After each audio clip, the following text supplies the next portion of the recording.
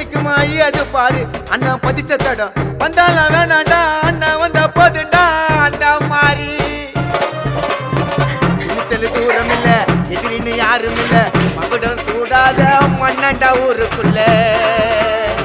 சுவாசி பக்கத்தில ரோகிங்க தூரத்தில ஆரோ நன்ன கூட இருந்தவன் தோத்ததில்லை